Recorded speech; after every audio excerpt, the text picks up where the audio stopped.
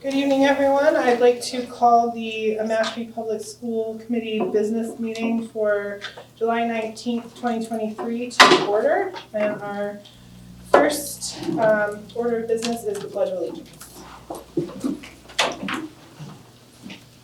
I pledge allegiance to the flag of the United States of America and to the republic for which it stands, one nation, under God, indivisible, with liberty and justice for all.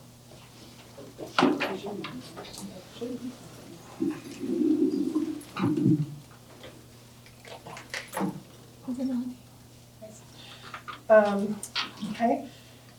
The Mashpee Public Schools recognize and honor the many generations of Wampanoag people who live here and have been sustained in this territory for more than 10,000 years. Okay, next item, we're going to ratify the agenda of July 17th, 2023. And I was informed that we are going to be moving the FY23 closeout to a later date. And budget transfers as well? Oh, just the budget transfers, I'm sorry. Madam Chair, it's the 19th. To the 19th? Yeah, it's the 19th of July today. Oh, I'm sorry. what That's is it? okay. It says the 17th, but that's my wedding anniversary, and so I knew it wasn't that. The agenda. The ratify the agenda. Thank you for that correction. No problem. That's okay. It's only So- because of my wedding. Well, I'm glad. Yeah. Glad I got married, yeah. Okay, so we're moving the school year 2022-23 budget transfers will be at a later meeting date. And unless anyone else has anything else that they need to change or add.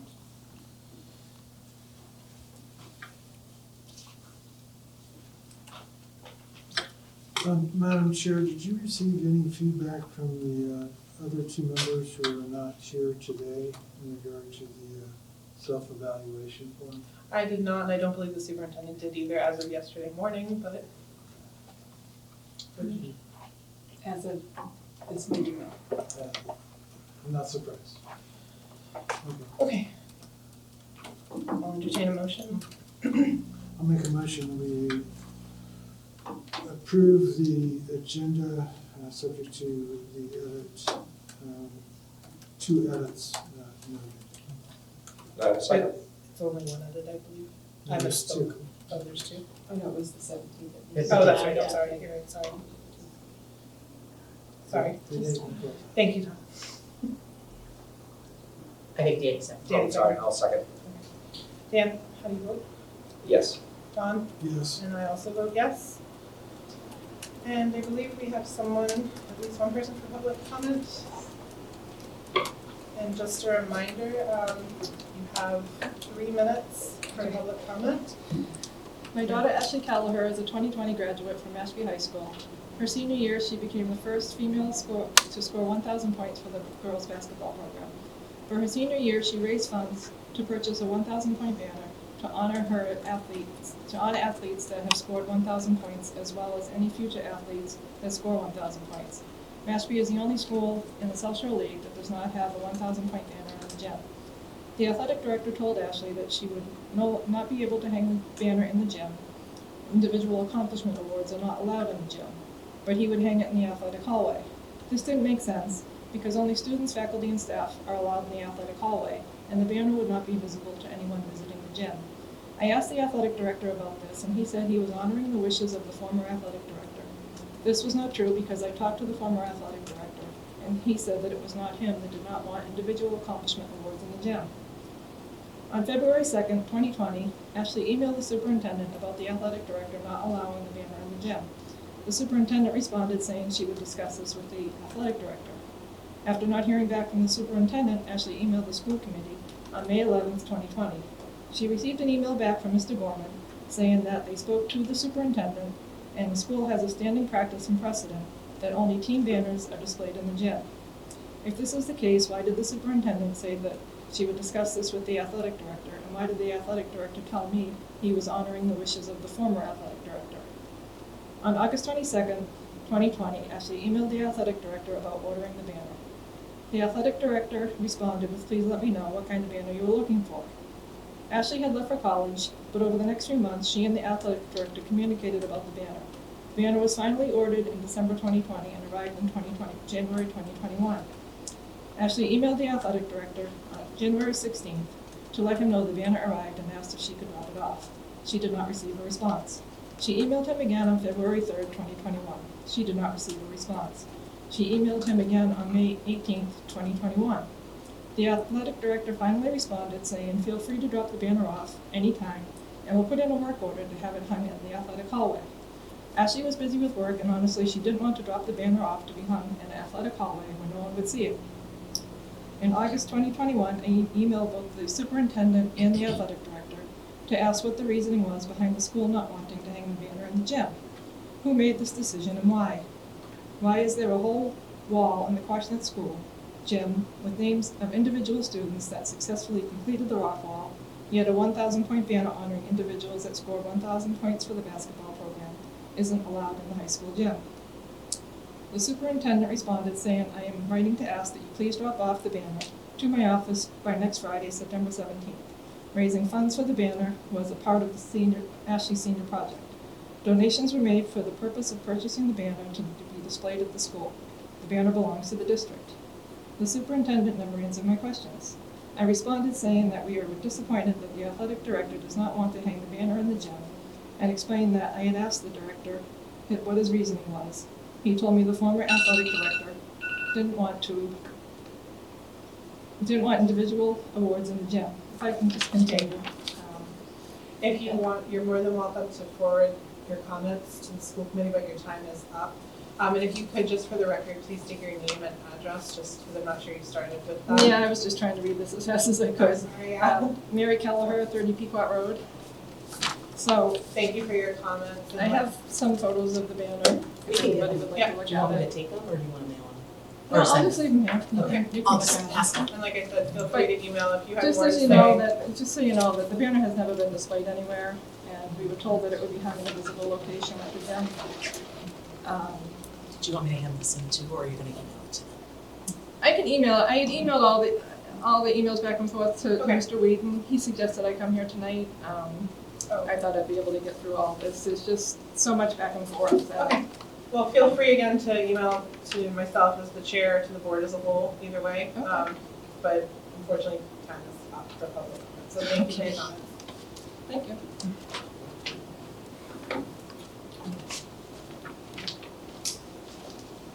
Is there anyone else for public comment tonight?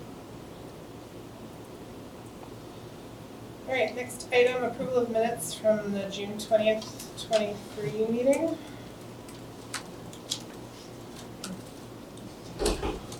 Madam Chair, I make a motion to approve the meeting minutes as they stand for June 20th, 2023. Second, Thank you. Danny, how do you vote? Yes. Don? yes. I also am a yes. Okay. All right, Superintendent DeBoer, I believe you're going to introduce us to the new Quashnet School Principal.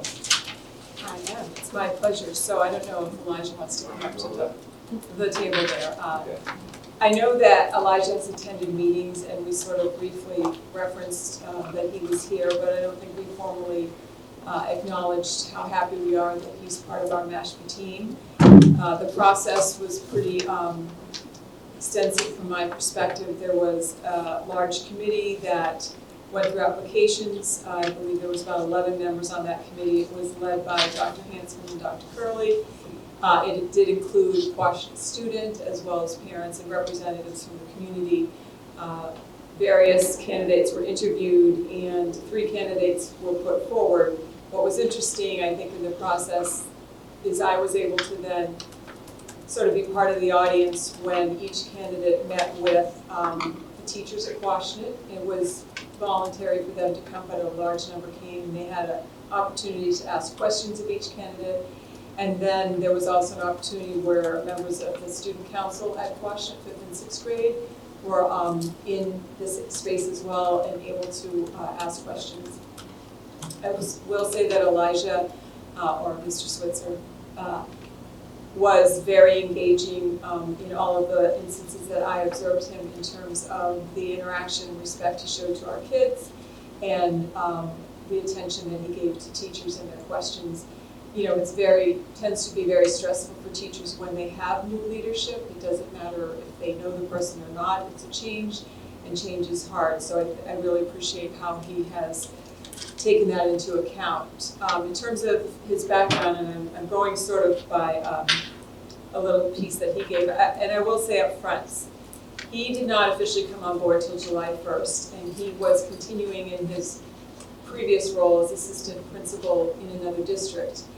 But he was very sort of engaged in both places. Their school year went a little longer, but we had quite a bit of hiring to attend to, and we really wanted it to be something that Mr. Switzer could be involved in, and so he came here and spent a lot of periods of time from 4 to 6, 4 to 7, doing a lot of the very important work of hiring just the right people for the positions for our kids. So I acknowledge how much effort he put into sort of prior to coming on board, which shows a level of dedication that I think is really going to set us in a good place for our future with Mashpee.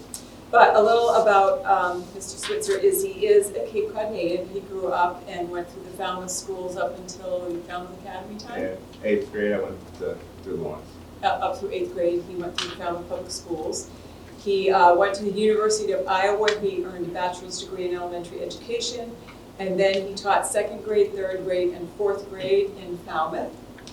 During that time, he earned a master's degree from Bridgewater State in educational leadership, and that included the principal licensure and also special education administrator license. Following the master's program, he was given an opportunity to be an assistant principal in another district in a middle school setting in the Dennis Yarmouth district. That's the position he held for 4 years before coming here. So he really has sort of the perfect blend of experience from having taught in grades that are within this school and sort of knowing because their school included 6th grade, correct? Yeah.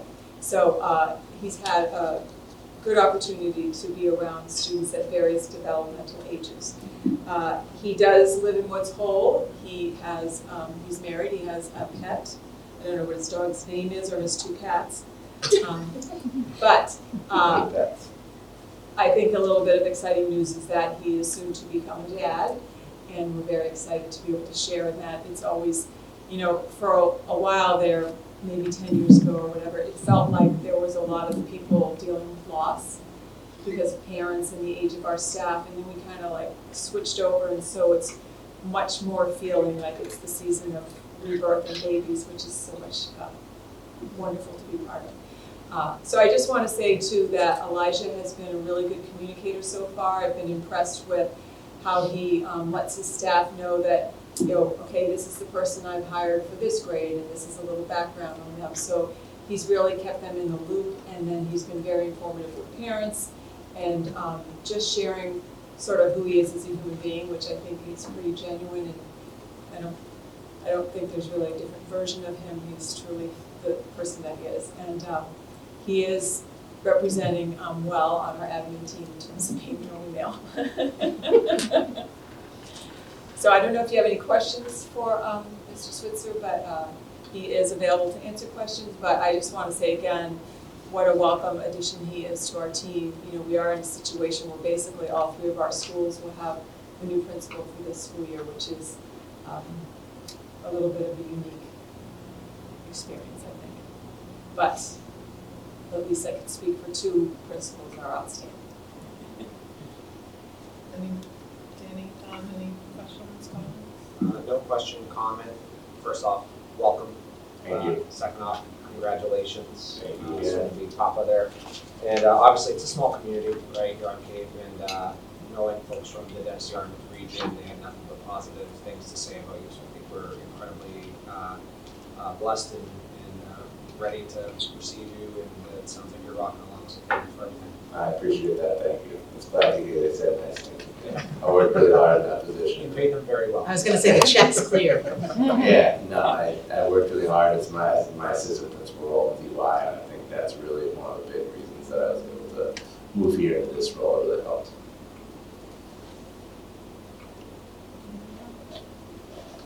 Welcome. Thank you. Welcome, we're excited to have you come aboard, and Quashnett's a great school, so I'm excited to see how you keep the great things going on here going, you know, and you're getting a wonderful new addition that I can see over through the window. It's coming along nicely. So, Oh, they haven't Dr. Gurley. Yeah, both Darius and many new native students have been in out this summer doing a really nice job at the courtyard, which I know is a really important project for Mary Kate to want to continue to, so keep that going for sure. as someone who went through this building myself, you know, enjoy collaborative talk. So thank you. You're welcome. Thanks. Well, I appreciate it, and I'm just really looking forward to getting started with being here. It's a great community, and everyone's been so welcoming so far, so thank you, and if you need anything, I'm here. Likewise. Thank you. Okay, so next up, I have a personnel update. I did hand out a sheet at the back of your packet. It's basically our tracking sheet. It works well for me. So in terms of the Coombs School, the only positions we currently have left to fill is the part-time Indian education school day tutor, and then also a paraprofessional that we are adding. On the chart, anything, person's name in red represents they've been hired, signed a contract. Blue means they're at the stage of coming to meet with me. At the Quashnet School, the only position left to be hired currently as of today around 4 is a grade 4 teacher. And then at the middle high school, we have a little bit more. We do have the principal opening. There were interviews today for the English teacher, which is middle school. I think there were choral interviews this afternoon. I don't know where we're at with the science teacher. Bio is next week. Okay, biology is next week. I know that they have a good lead on one of the paraprofessional openings, and then we're still looking for the other one. And then the Indian Education Grant Coordinator, that's our grant. We have not filled that yet, but it's been posted. Do you want to provide a little update on what your plans are with the middle high school principal? So we did post for the principal as basically a principal. We did not indicate it to be an interim because sometimes you don't get the same applicants. We have only received 6 applicants, or might have been 5 through School Spring. 1 was through another route. With the exception of 1 individual, the others are not satisfactory. But we did have a very productive conversation yesterday, Dr. Hanscom and I, with a retired high school principal. She's been retired for 5 years, but she's been very active in various mentoring roles. And she seems pretty interested. She's supposed to get back to us by tomorrow. So that vision for that is that she would hold that position for 1 year. She would not be interested in it long term, but that would give us time to form the committee and make sure, in the hiring season that is more appropriate. Now there's so many things to get done. There is a time constraint to this, but she really has all the qualities that I think will be beneficial even for just 1 year with her at the helm. She has a level of experience and sort of that personality. She understands how that school functions. We had conversations about kind of what we're looking for that 1 year of her leadership. So we're going to, pray to the principal gods this evening that she says yes tomorrow. But the interim is really the way we prefer to go. There's been a lot of change for the kids since Principal Balstracci left, and for the staff. And in a short amount of time, it's been a little rocky, I think, for both students and staff.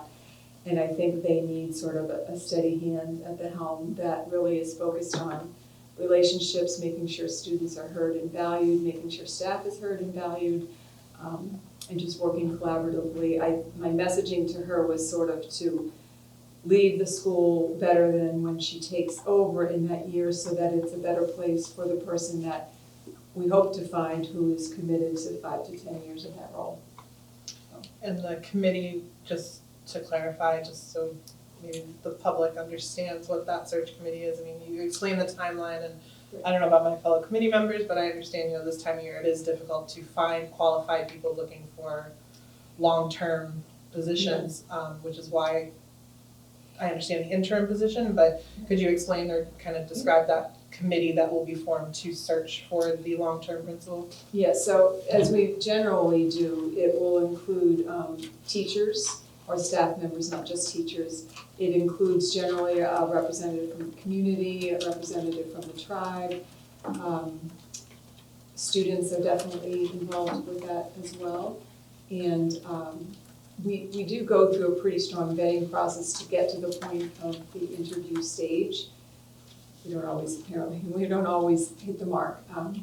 But it will we'll be as inclusive as we can, but that between, basically, it feels like the end of July, but basically mid-July to, before August 28th is not enough time, and really the depth of candidates is not there. So once we will be able to take our time and do it at a more strategic opportunity, if the right candidate, once we do our interviews and selected, has the opportunity to start earlier, we can have sort of that overlap period. Otherwise, it would be a July 1st start for next year. Does anyone have any questions on that process or So what for was been outlined? Yeah, so for the one candidate that you folks have received that was worth taking a look at, is there gonna be any pursuit of that, or? There will be if the other option, that person isn't particularly looking for interim. She's currently in Colorado, and her parents retired to the Cape, and her father has since passed, and she would like to be here to support her mother, and she has experience and is interested. She obviously applied. I did tell her I would get back to her by the end of this week. With moving forward, we would do a Zoom interview. That would be my second layer if our other option doesn't work.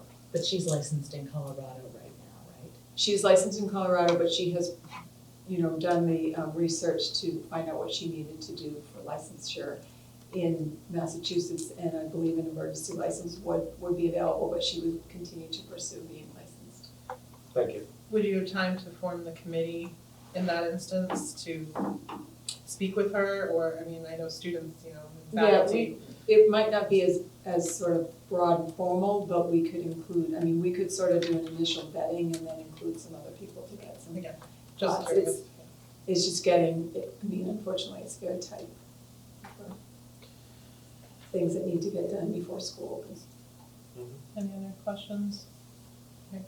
No, thank you for that update, and I'm not sure if I personally feel that that's a good way to go. I'd prefer you take the time to find qualified people that, are committed to Mashpee, so thank you for that option and that update. And I know I didn't put sort of other updates, but I just wanted to quickly, if it's okay. Yeah. I wanted to give a shout out and a thank you to Nurse Stacy Shackles, Gakel actually is how she says her name. She did an outstanding training. She does do it every other year for all of the administrators. So on Monday, we probably had about 20 people in here.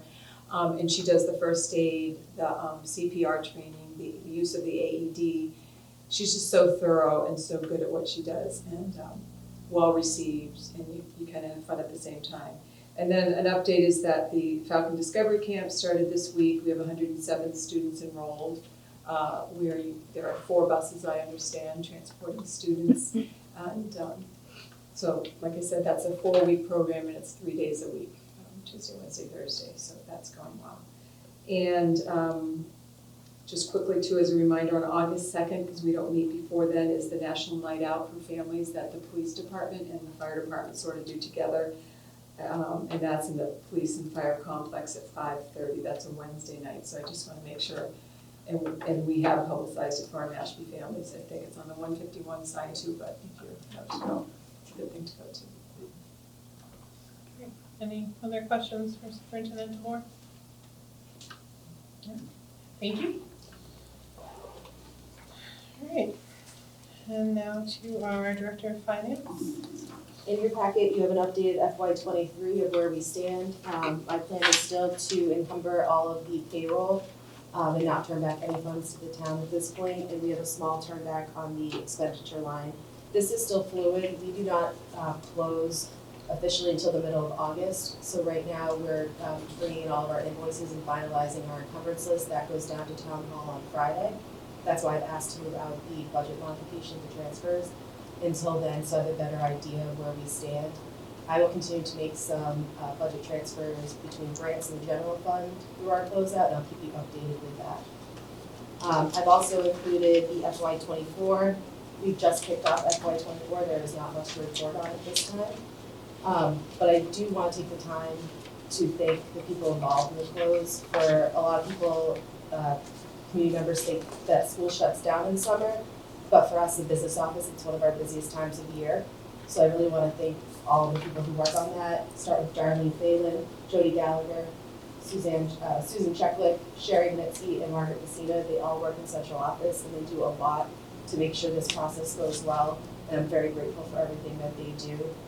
The second tier of people I'd like to thank are really our principals and our executive administrative assistants. They've really kicked off FY24. And we have new people in place, and they're doing a great job working together and navigating this process and leaning on me when they have questions. That's the financial update for now. Do you have any questions? Just a quick question. Right now you're projecting no withdrawals from school choice, That's correct? correct. Any questions? No questions, thank you. Thank you very much, Ashley. Okay. On to the old unfinished business. We have the final review edit of the school committee self-assessment tool, and the Google form will be sent out after the meeting today, so you should have a handout. And I did kind of review this with Superintendent DeBoer at our meeting. I think we went over this. We did, Touched on it? not on Tuesday. but Not we on did Tuesday, but in the before. past we have. And I hope you guys had a chance to kind of look through it. It is a little bit longer than past years, but I think, we spoke about that at the last meeting, so any questions, comments, concerns?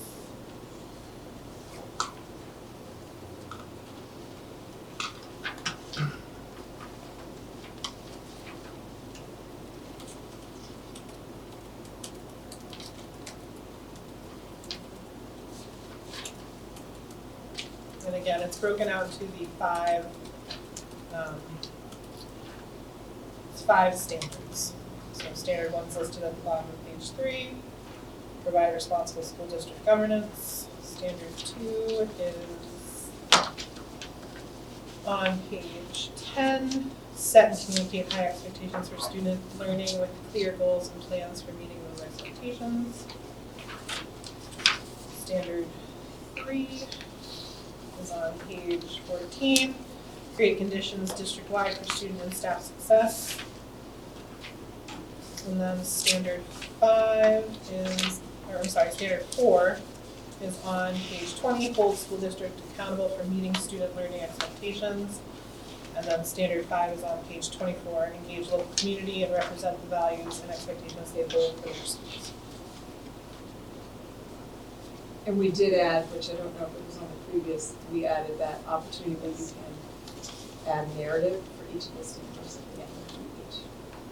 Not each question, but each of the standards. Is the expectation that these questions are comparable to prior year so that we can do a comparison, progress, or evaluation? Some of them are. Some. Yes, some of them have been parsed out a little bit more for a little bit further detail. But I'd say about 2/3 of them were existing, at least 2/3 of them were either exact or similar questions. We just, again, added and kind of rearranged them according to the standards a little bit more.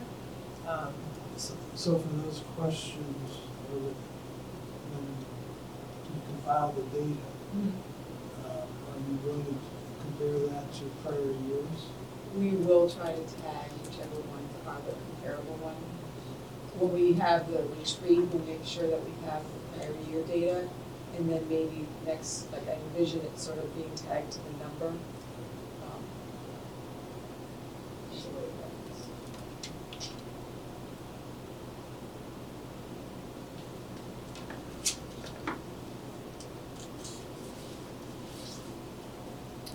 Any other?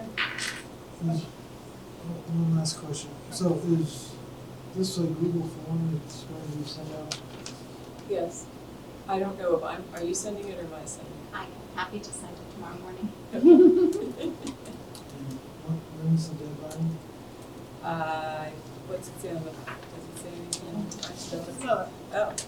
It's not, Well, the retreat is the 9th, right? the retreat is the 8th. Oh, eighth. Oh, 8th, okay. None of us are gonna show up. 8th, I will be there on the 8th. Okay, on the 8th. I would say, let's see, if you were able to have it done by the, let's say 19th, 28th at the latest. Of July. I would just suggest that you put that on the form. Yes, I agree. I just, thank you for that catch, Tom. In large, bold caps. Yeah. Highlighted in yellow. Yeah. I can do that. Put it on every page as a benefit. Sure, absolutely, I'd like some credit if I do that. Just to keep reminding you. And we will be able to save our work, correct? Because Yes, this, I'll make sure that Yeah, and we'll make sure too, like, we can make sure the button is clicked, like if you had to if you resubmit or something. So you don't lose it or something. I'm just thinking that there's an awful lot of questions, and I'm not sure that we have the fortitude to do it all coherently in one sitting. And it might take me a couple of sittings in order to accomplish that. I will double check the setting to make sure, yes, I know. I appreciate your thoroughness for taking the time. I think this will actually, moving forward, this extra data, I think will really help us kind of pinpoint where we as a school committee feel we are and where we can strengthen our practices, which then can be used to align better with the superintendent's goals and the district goals as a whole. So that's kind of the idea behind the more questions, is to really let us kind of see where we see our strengths and see where we see room for improvement and how to then do so and stay aligned with the district plan, with the superintendent's plan, and really try to help student improvement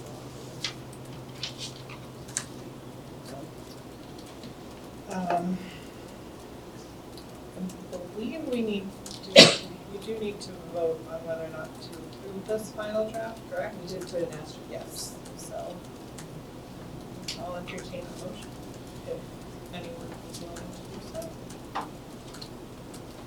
So, Madam Chair, I'll make a motion to approve the final version with the edit in the banner for the due date of the school committee self-assessment tool.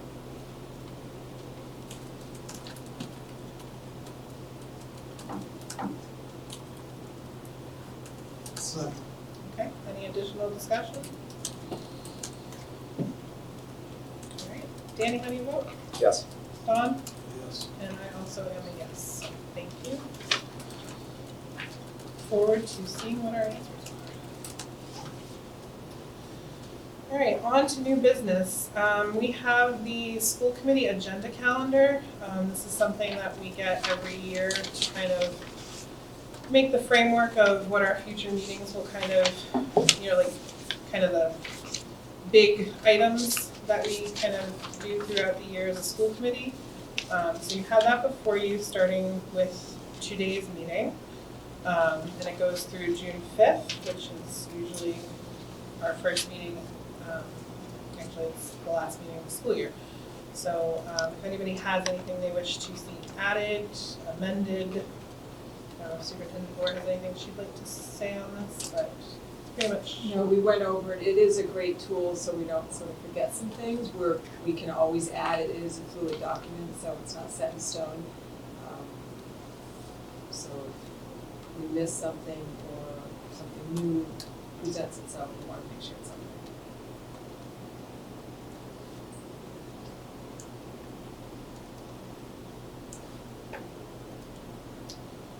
Any questions or comments? And like Superintendent DeBoer said, if there is something that you feel should be added at a specific month, feel free to forward either directly to her or you can let me know as well. Either one of us can get it on there. So.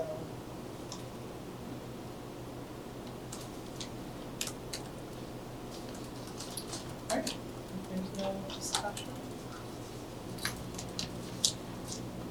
All right. next, we're going to go over the 2023 Family Opinion Survey and Student Opinion Survey Analysis, which is a handout we got. There's 2 parts to it, I believe, or 3 parts to it. So we have the slides and then we go through, I don't quite know. Is the mouse or something? So I'm going to walk through sort of the analysis that we have at this point, and then also a handout specifically for school committee is an analysis by question, or not an analysis, results by question. Who's going to change this one? I'll do it. Yeah, it's working. Okay, so we have done the family opinion survey for 6 years, which is really hard to believe that it's been 6 years.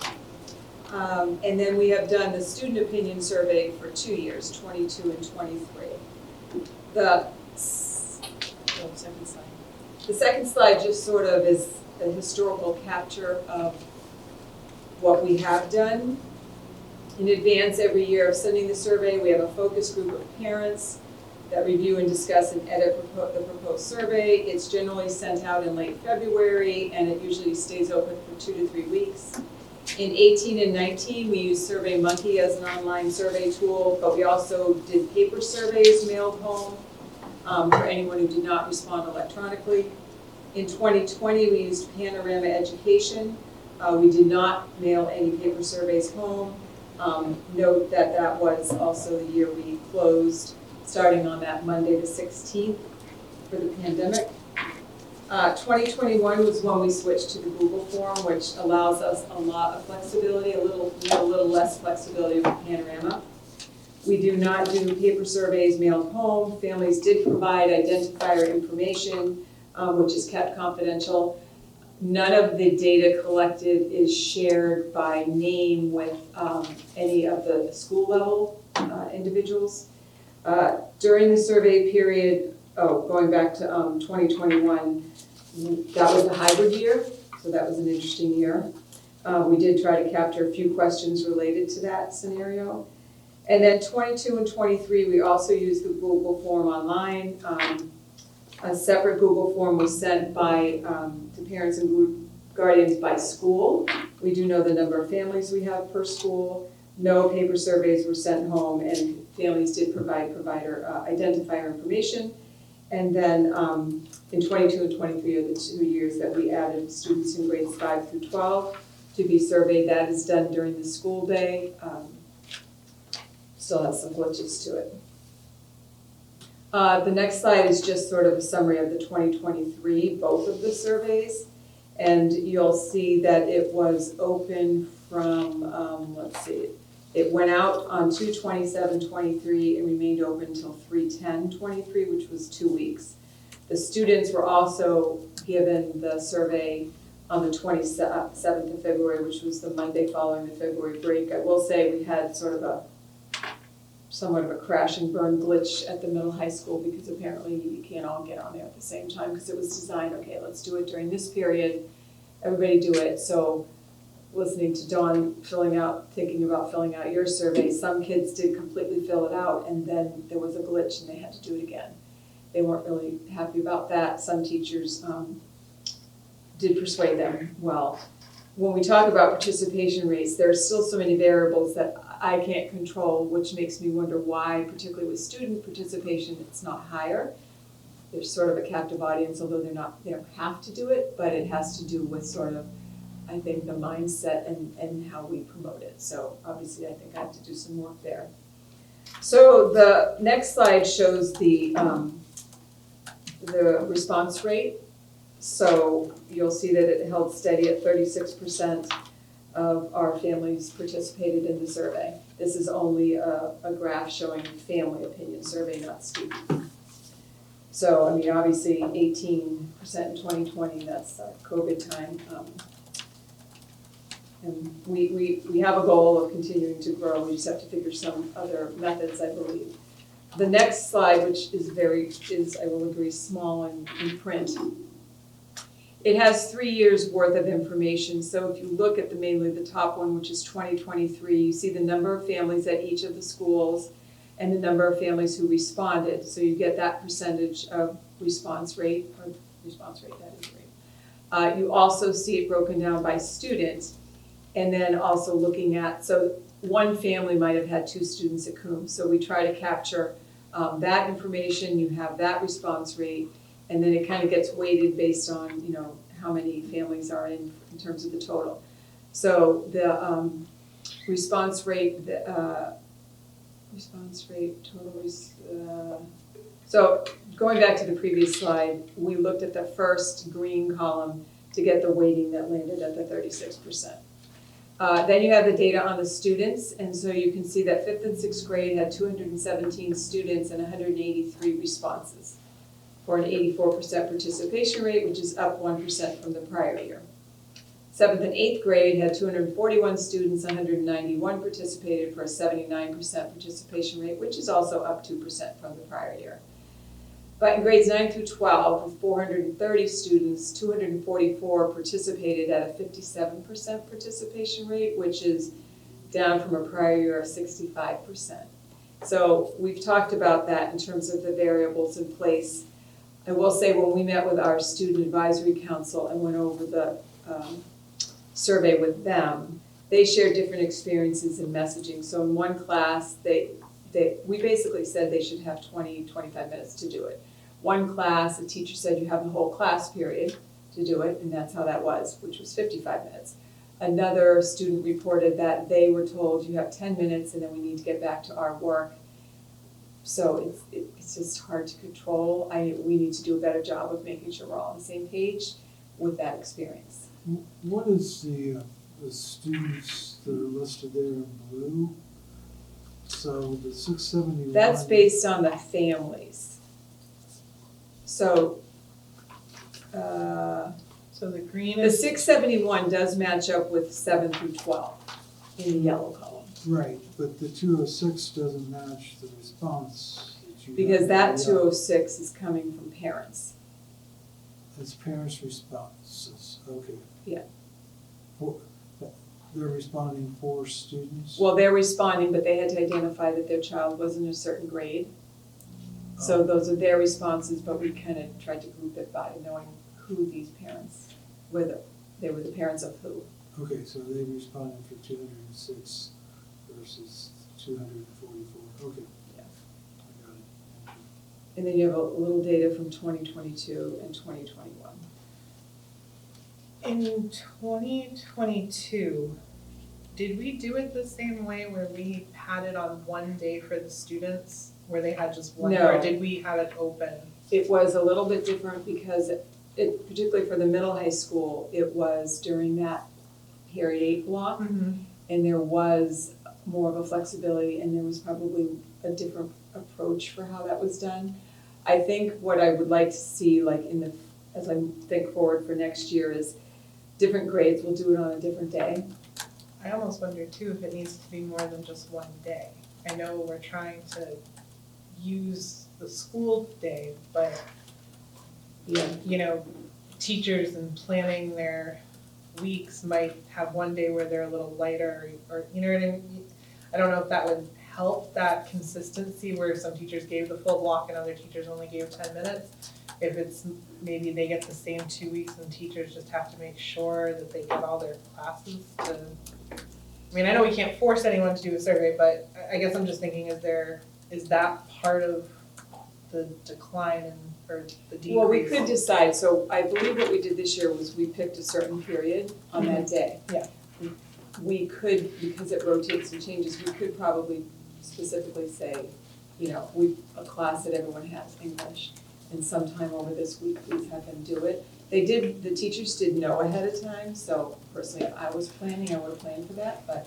Yeah, I understand what you're saying, And do you but, pick English a lot to do the things? so maybe it needs to be science, or maybe it needs to be, I think the idea of having it over a week, and it's Yeah. always period, you know, every period 3 for this week is survey time. So if you don't do it, you know, you should, or something like that. But we can definitely Yeah, get I'm outreach just group, thinking, yeah. I think, Yeah. personally, I think more than one day. You know, we give parents 2 weeks. Part of me thinks maybe students need a little bit of time as well. I am for trying Yeah. anything that I can do to get 100% student response rates. Yep. And it's funny because when we look at specific questions and data, there is a mismatch between sometimes the parents' perception and how they answer the question and the students. And there's a lot of diving into that data that we're doing. We good to go to the next slide? One quick question Sure. or maybe a comment. Looking at family return rates, obviously they're low, which is not atypical for sending surveys out regardless of what system we're working out of. Has there ever been a consideration to doing anything that's a contingency management type situation where there's like an incentivization to return a survey so we can have a better understanding of what folks' experiences are? We have talked about that. I forget what year it was, where it was like if you were within the first, if you respond on the first day, your name went into a drawing for something. But we haven't carried forward with that, I don't know, but might go. Be interesting to see what the results from that year were. You know, see if it was successful. But we could definitely add that to the mix to try to impact the campus. I was also thinking for students as well, like is there an incentive for students to put out there to encourage their participation? It is successful. It's again, I know it comes at a cost, but looking at it from a best practice modality, it's what a lot of other institutions are moving towards to try to get that feedback. Okay. That $5 gift card to Starbucks, like, will make me feel happier. I'm just saying, like, if I get a random survey, or whatever, I'm much more likely to do it. Or when they put like the dollar bill in it. There's $20 gift cards. What does? The presidential candidate just got on the debate stage. Oh, He sent out $20 gifts. I think that's a little high for our budget. Yeah, I don't think we can afford that. Ashley has that much for us. No. Maybe some- I know, I think you're making Ashley sweat, actually. Alright, let's continue on. All right, the next one is responders by grade, and it's just an observation. So and this is for the families. So during the 2021 survey, grade 5 was most represented in the data, and then 2022 was grade 7, and interestingly enough, in 2023 it was kindergarten most represented in terms of the responses from parents' participation. So that's just interesting. The next slide is focused specifically on the student opinion survey, and red is 2022 and blue is 2023. And below each of the bar graphs, those numbers represent the number of students that were in that grade that year. So you'll see, so for grade 5, it was 106 in 2022 and 111 in 2023. So those are response rates as well. So, you look at kudos to grade 6, they were a higher percentage participation rate in 2023. Grade 8, pretty held steady, slight declines there. But again, figure out how to get it to be much more. Grade 8 did really great between 22 and 23. We went from what, 58% to 86? Or 6, was that a 6 or? No, grade 8 in the middle. Yeah, but if you take the red column from grade 7 and make it the blue column for grade 8, because that's 2022 to 23. Yes, right, in terms of the same set of parents. Yeah. As we watched them. So we had an increase, though. That was Yeah. pretty. Big yes, right.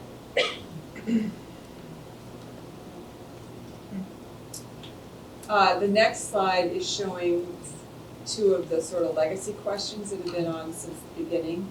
So I think the Mashpee Public Schools has a positive public image.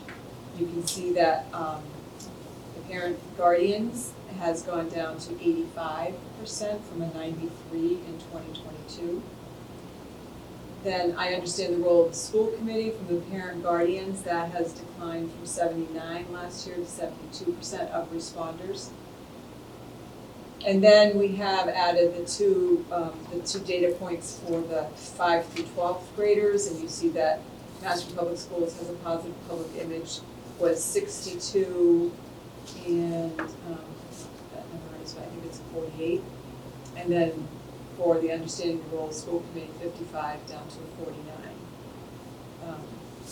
I kind of get the public image part, given some of the things that we experienced this year and the coverage.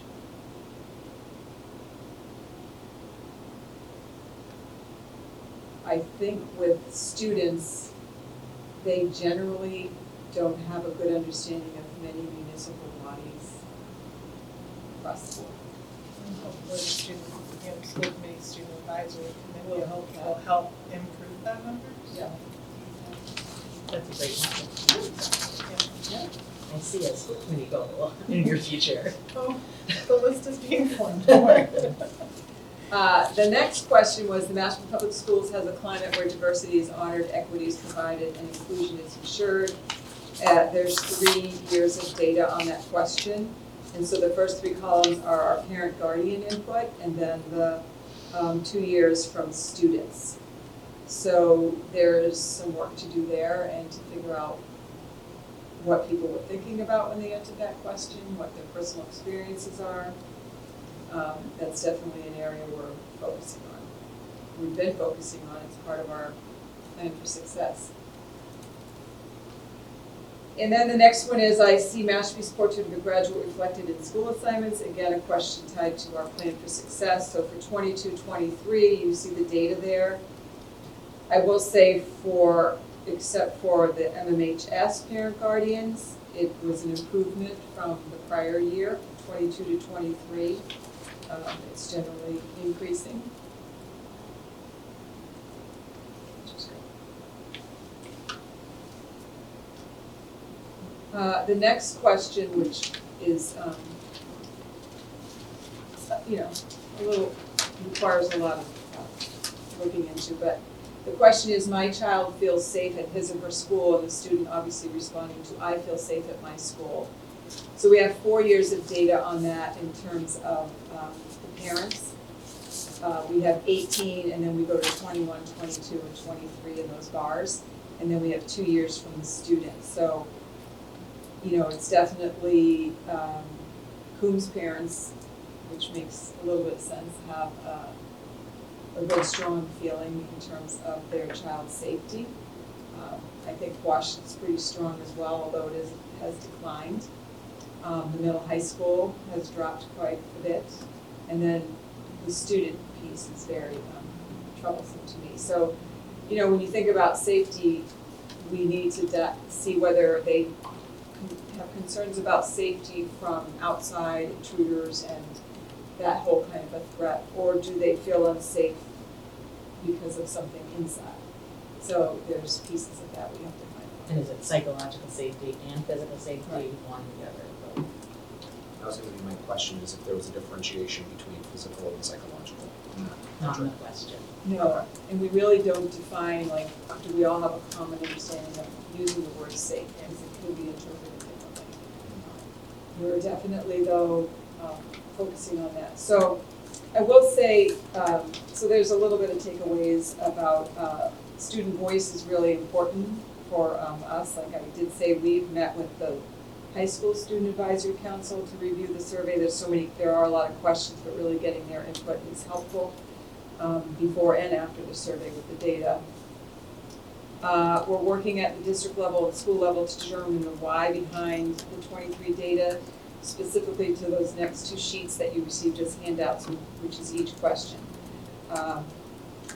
Again, the participation rates, and maybe the incentivizing will be something we can do, maybe asking well in advance of the surveys, ask a few parents' thoughts about that. We do have the ability at the district level to look and see who responded and who didn't, and maybe having that personal conversation with a family that didn't and say, I'm wondering why, or what could we do differently, might be informative. In my opinion. So we're exploring the specific prompts that do responses from parents and guardians and from students that warrant us to really analyze. So we did on Monday of this week, when we meet with our bigger leadership group, we spent time looking at those 2 second sheets that you received as part of your handout. The 2023 data by question, and then we gave them the 2022 data as well for them to use as a comparison. And they sort of looked individually and then we had sort of a whole group conversation. There's a lot that need attention and a lot of work that can be done, but we sort of landed with 3 areas about the students feeling safe, the students' low response of feeling that they had a go-to person at their school or a safe space that they could go to, and the third one was them not having a strong sense of belonging. So those are the 3 things that we sort of want to bundle and put some action steps in place, because those 3 things together really impact student outcomes academically and also their social emotional well-being. So, and to me, it's not that hard to make those sort of improvements to make sure that we're doing a better job of making sure kids have those connections. To me, it's really about the relationships and having those positive interactions, not only relationships with adults in the building, but positive peer interactions as well. So like I said, though, there's a ton in here that we could, be working on, but I think trying to bundle those 3 are very important to me and to us. The what? The ed goals, ed goals.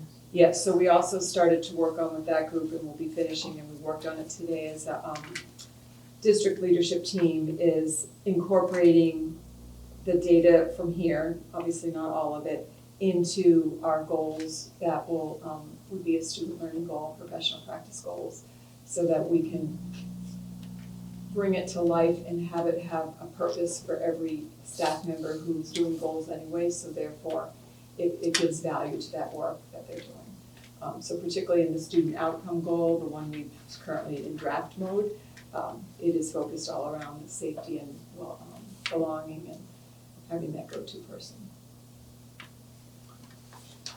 Would it be possible to come back at a later date, but once you have solidified those plans and give us an update? By the retreat, we'll have that finished. You have. The goals? No, the action steps that you're. We'll have goals, we'll have some action steps, but until we have, the leader group can come up with this group of 20 people, but we really need the teacher input as well. We have a lot of creative teachers, and the way the goal is written is that and we write goals, a teacher doesn't have to accept sort of the district's, here's a student learning goal that we are proposing. In the past years, they tend to. If they choose their own goal, that's fine as well, but the way we've written it is within their realm, which is their classroom, what are they going to do? And then the version for the principal would be within his or her school. What are they going to do to really address those 2 things? And then from my level is at the district level, taking all 3 schools into account. What am I able to do to make sure every student does feel connected and having that go-to person? But I think, is it okay if I add something? So the action steps are gonna be individualized based on each teacher, each principal, each administrator. But when the superintendent brings her goals to you in September or whenever, October, I don't remember. I actually wasn't paying attention to the list where you said what month you do. She's gonna have her action steps all laid out as part of her goals. So that's when you would get that piece. Does that make sense?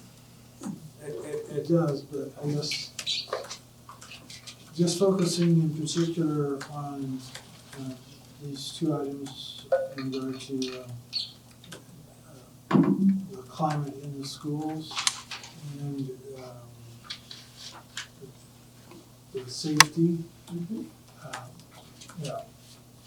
ignoring everything else. That's really what I want to parse out and hear an update on what are we going to do to address these concerns, and assuming that they're real concerns being expressed by the students and not abnormalities in their interpretation of questions. And also contextually, when they took the survey, particularly at NMHS, certainly, Another reason to perhaps make it more than just one day's Right, worth of exactly. Not to say that's why. No, but again, if you're pinpointing, like standardized tests, Yeah. it's kind of a similar concept. You're getting a kid at one point in time on one particular day that they might not have felt a They didn't certain have breakfast way. that day. So, But I would say by the retreat, we will have the goals and not the action steps like you're asking for, because that's gonna be within Ed Eval goals. But certainly, our leadership team has spent the last week talking about what are we gonna do as a result of that, and we will have that. Is that Yeah, helpful? I'm just looking for Yeah, more very concrete. specificity Right. if we, on yeah, how we're going I to think periodic address updates. this. Yeah, Yeah, because you're gonna need it, I so would that think- you can write your goals Right. to align with. Yeah, I mean, I think to Don's point, I think, yes, if we could get regular updates, maybe quarterly, is that, or at least a couple times to see where you're at. I think, from my perspective, once you have defined what you intend to do, then giving us an update in regard to, you know, your in-depth assessment of what the issues are and how you're planning to try to address them. Because that way the committee can potentially help support those efforts. But not knowing, Right, you know, all I see is a potential problem, and that's what this week has been, Yeah, for we- sure. that's we what do I'm, see the and I'm problems looking for, what is the solution, Right. solutions that we're coming up with. Yep. So, Do you know anything? Yeah, Because I have something I do have another question. Is there any staff data that can be compared to these responses? Because, you know, I look at a larger systems where, you know, what is the culture and climate in these schools? And how does that compare to then what students are responding to? Being able to look at both of those pieces of information may be helpful to better understand kind of the larger complexity of it.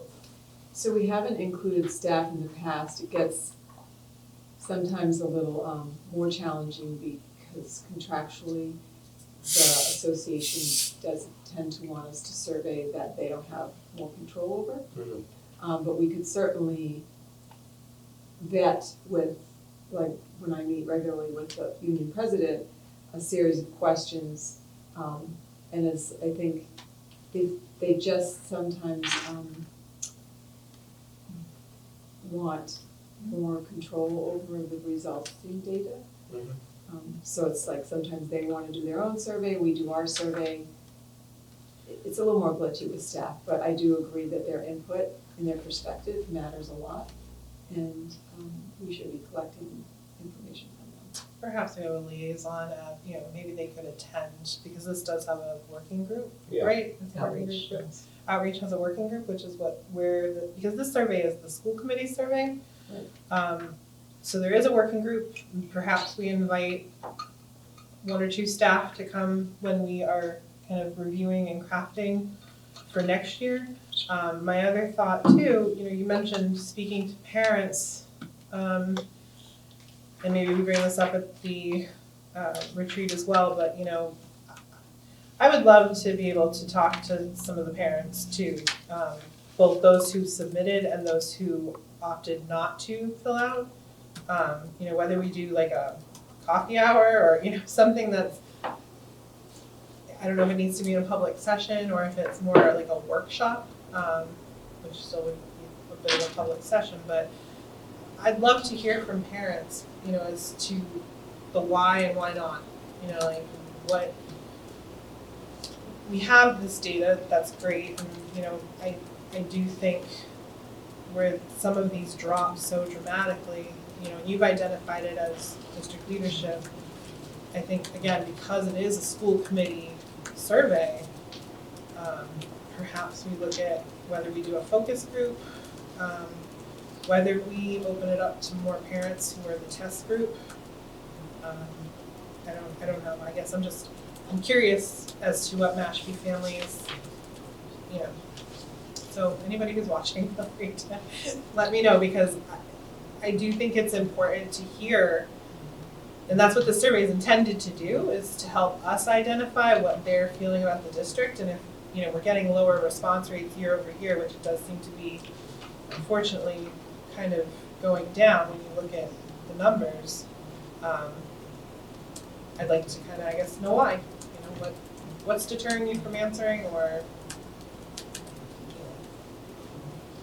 And so just more input, I guess. And I think we have to make sure that we do take action based on these surveys, Yes. because otherwise it's like, well, we say this and nothing changes or whatever. I'll be honest, in my mind, this is a piece that ties into our own self-evaluation, the district goals. It all ties together. I mean, if parents, families have a certain perception or a certain, feeling, and we're trying to increase the student voice, and I'm really happy that these numbers are, we've got 2 years now, we've got some changes that have happened in the last year to help promote that, but my concern is the families that are either not happy and not filling out, or the families that are happy and feel like they don't need to fill it out. It could fall on both sides of that, both ends of that spectrum, and I guess, this is a valuable tool for us as a school committee to understand what the school community sees and feels are issues within the district, so that we can then, like Superintendent DeVore said, take action, form our goals, and ensure that we are providing what people expect for their children, so.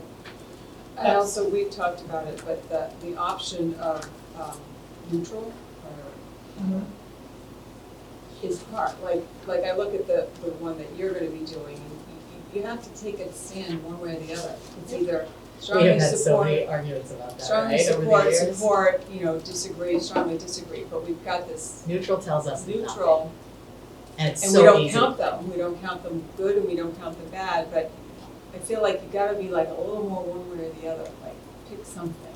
At least we could have a little, and there's quite a bit that things in it. Yeah, and But I know that, from past experience with former chair, that's a more valid, and I survey appreciate, includes that. yeah, and I appreciate that perspective, but I guess part of me feels, people have strong opinions, they're sending their kids to school, these questions, they're valid questions for a parent. I'm a parent, I filled the survey out, and, if we don't know that you don't feel safe, or you don't feel valued, or we can't address it, so I guess that's kind of how I'm looking at this as a tool, so. And I think, in my viewpoint, using this as a tool as well, I think in my experience, neutral is in a lot of ways the blasé, right? It's neither, there is no strong opinion because you're not flattered one way or another. So I think even that in itself, for us as a group and overall for the schools, that we should take that and use that information as well to better understand that if it's not an excellent experience and folks are hitting neutral, then there's some work to be done there as well. And I know that we can focus a lot on the negatives, which we should be, but we clearly have some magic happening here too, right? If we're looking at the Twin School and kind of trailing into some of the Quashnet stuff as well, what is working there that isn't working, obviously, at the middle high school? And how can we take some of that success and build that into continuing those relationships? So I think that that's an important piece of this puzzle as well, is not just to look at the negative pieces, but how do we, again, take that positive and move it through this school years. Yes, I agree. I also think we have to maybe consider that 2023 at the middle high school might be an outlier year. There is a strong potential for that as well, but That's why we do it every year. anything you want to add to that, Don?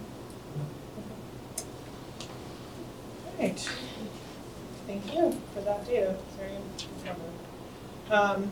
Mass Summer Institute chair, did any else up there? I think it was just myself, so just kind of brushed up on the duties of the chair. That was my main purpose, so I spent some time with our colleagues and brushed up a little bit. It was a good way to spend a Saturday, a rainy Saturday morning. Okay, school committee retreat, we touched on this already, but August 8th from 10 a.m. to 1 p.m. here at the Quashnet School Library. Again, if you have goals or if you have items that you would like the school committee to, address, consider, think about, please feel free to forward those along so that we can kind of prepare. Obviously, we're gonna. And we'll be into that. And we are going to be inviting our student advisory representative, Andrew, if he's available to come as well, because that'll kind of be a good way for him to get started as the non-voting delegating or non-voting deliberating than our public school committee. And do we know yet who else is part of this committee? Mr. Brody does, he did not give me all of the names. He has them, but I do know Andrew will be at the table. Because at the retreat, and I don't know that they're staying for 3 hours, but I sometimes wonder if having sort of a buddy along is helpful when they're If he wants. discussing It's it. less intimidating. Yeah, it's more, whatever works. So we can email Mr. Brody, do you want me to just do that Yeah. and find out who the kids are? Sure. And then we can go from there. I mean, if they all wanna come, that's fine Yeah. too, but Where is that? Is that here? here, yep, here in the library. Has it included in finalized? It has not. Well, it's pretty much all about sort of reflecting on your self-evaluation, goal setting, For self-evaluation, also. which I know we talked about those 2 items. We didn't really have any, we hadn't identified any, I know we've had in the past guest speakers come. I'm not sure, I didn't necessarily see a need for a guest speaker this year. I think we've got enough between our evaluation and goal setting to discuss, but if you feel that there's a topic that you could benefit hearing from someone more expertised in that field, I'm more than happy to hear that thought. I feel like not for that, we have too much to do. For those 3 hours, they go so fast. They do go very quickly. I think another time maybe. I was saying about Dr. Warren, I know a couple summers ago we tried and, the membership has changed and it was the whole town thing, but it might be more. I think for this, I personally, and again, if my fellow members feel differently, I would like it to really focus on this newer, we do have a substantial amount of questions and data to go through there, and I really like to focus on that personally, but again, I'm open to suggestions or any other thoughts on that from my fellow committee members. I would just request that the results of the survey get distributed to the members. Oh, yes. Oh, the self-assessment. Yeah, For the so- self-assessment, at least a week prior to the meeting if possible, so we have time to read through. We will try, we'll say that the 30th, which is a Sunday, 1, 2, 3, 4, I'm not here. So if you get it to me earlier, I'm more than happy to get it all put together, and I obviously would have the 5th, but then we're talking about me on the 8th, so earlier is better. If you happen to, you can move when I would. 28th said due is a Friday, and yeah, we're all off after that for a week, which means the earlier you can get it in. We'll just, before we send it, I might send it out tonight, I'll just confirm that you can do 10 questions, then go to bed, do another 10 when you wake up. We'll confirm that, and then I'll put the due date, maybe I'll change it slightly earlier, but we'll send it out hopefully tonight. At least prior to. Yeah, no, that's Well, absolutely. because I an agree. agenda will be sent out for that, I mean, it has to be posted anyways, so we gotta But see. it- Right, but. But he may not actually. Yeah, no, I understand, I understand. So it really is, as long as it comes in, it will go out. So in other words, block some time this weekend. Challenge accepted.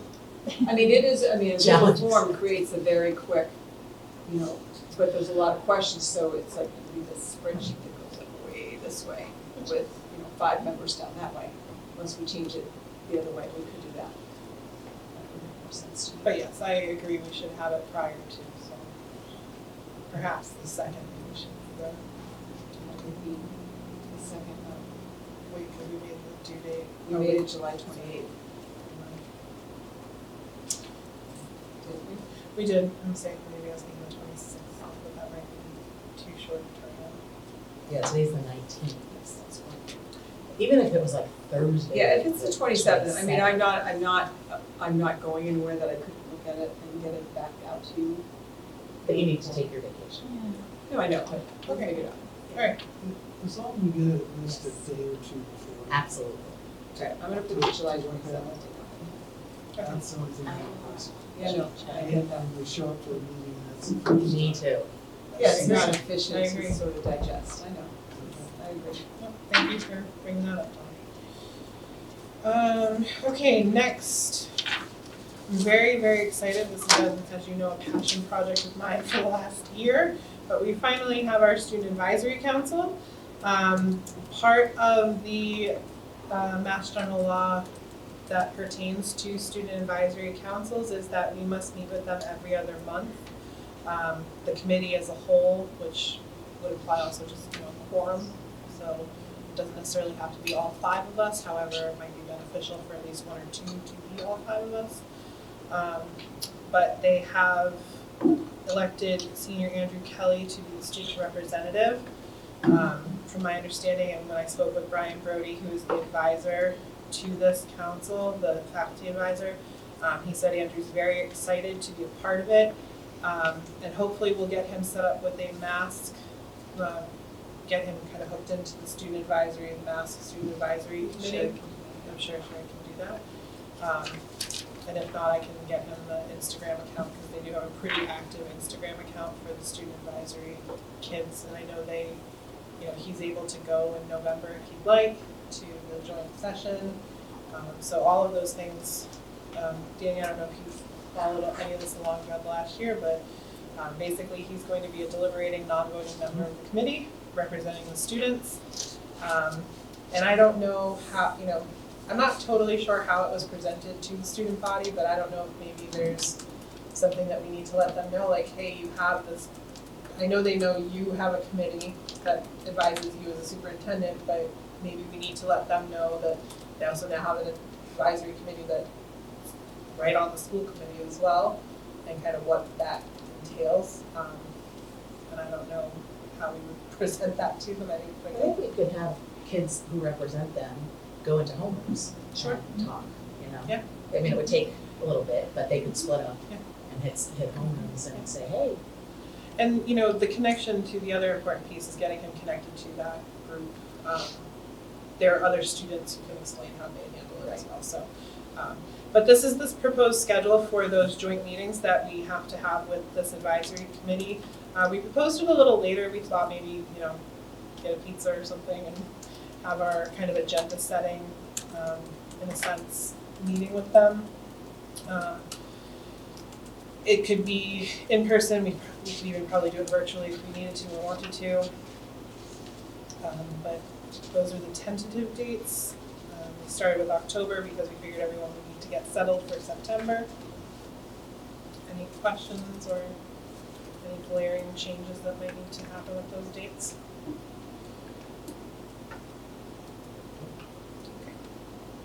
If you have any comments or if you think that needs changing, just let us know, and I'm very excited for this.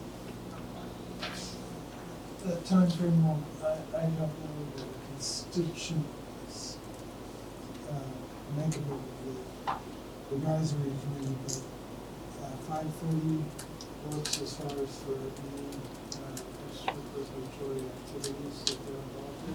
I mean, there could be conflicts, With games, but but they that would don't, be at 7, it would still be a conflict, so. but if they're playing a game under the lights on today's field, that probably would start at 7, so we'll be done. I was thinking more of practices.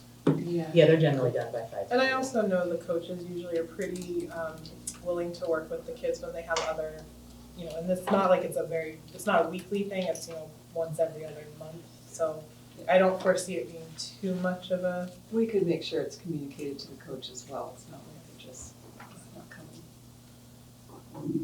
but that was a good point to bring up, so thank you for that. Okay. How's the, just before we leave that, how's the agenda get set on those? They will set the agenda themselves as a committee. They're gonna, obviously be putting feelers out to the school for what students feel need to be brought to the school committee once, I have explained to the student council, which is where this group I think originated from, what school committee purview is, so they understand budget, policy, superintendent evaluation. And I think they will kind of listen to students and see what they want brought, and sometimes when we meet at these meetings to talk about what they're bringing to us, that's when we can say, no, that's actually operations, you bring that to the principal, this is school committee. So there's no opportunity for a joint agenda then that would reflect school committee concerns? We could, yes, I mean, I don't see why we wouldn't be able to. I mean, they're gonna kind of steer it mostly, but we could always submit to Andrew, I'm sure, what we would like to, if we need something Okay. brought to him. No, that's good, right? He's kind of like I was the, concerned think of him as about the chair. being a one-way street, No. and No. they're setting the agenda, and if we want to talk about student safety, Or upcoming policy changes, or, We don't get a then chance to. there's no opportunity to include that as part of the agenda item, so it seems to me that would be a jointly set agenda Yeah. to be able to reflect those parties' concerns. and, you know, again, that would go through Andrew as like the lead, like, we would think of him as the chair, so we would submit that to him, and he would, bring it back to the committee to set the agenda. I mean, we can set it too, I'm sure, but I have no problem letting them maybe take a little bit of ownership of that and kind of get their feet wet and. They might have a topic that we wouldn't have even thought of. Exactly. That happens in our group. I'm sure it does. All the time. Like I said, I'm excited to see what comes of this. I think it's gonna be a valuable asset, not only to us, but to the school district as a whole, because theoretically, they could go into the Quashnet School, the Coon School, and talk to those kids as well. It's not just the high school, it could potentially be the whole district if they are willing to take on such a monumental task. I mean, it is the district as a whole and other school districts, so it's kind of up to them. I know it's a baby steps here. We This is great. gotta walk before we run, but I have big visions for this. Any other questions on that? All right. And agenda items for the joint meeting, which we have the day after our retreat on Wednesday, August 9th, and that will be at the Tribal Government Center, correct?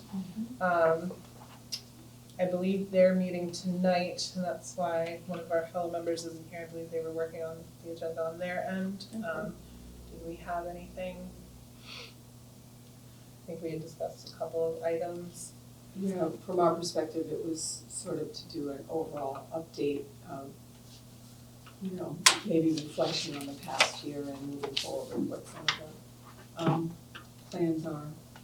I know that this is with, as our understanding is, it's with the tribal council versus the larger group that may include the education department, which is how it landed last year. If you remember a few years back, it was really just school committee and tribal council, which, you know, is probably good. Do we want to get any upfront feedback at that meeting regarding the two topics that we kind of identified with this survey, which is the safety and equity, climate and diversity? In terms of, like, can you expand on that a little bit? Yeah, seeing as how they're our largest community of color, right, our tribal community, how do we gain some feedback from them about what they're perceiving from their members around, you know, either of these topics, you know, particularly the diversity one, I think in a lot of ways rings a bell for me. So maybe we share that data from those questions, like that we have here, and ask for their feedback, thoughts? Yeah, just feedback, thoughts, open discussion about, you know, upfront thoughts on it, just to prepare us for future meetings. I'm open to that. Can I make a question? Can we talk about that grant in terms of recruiting more educators of color and the collaboration on that grant?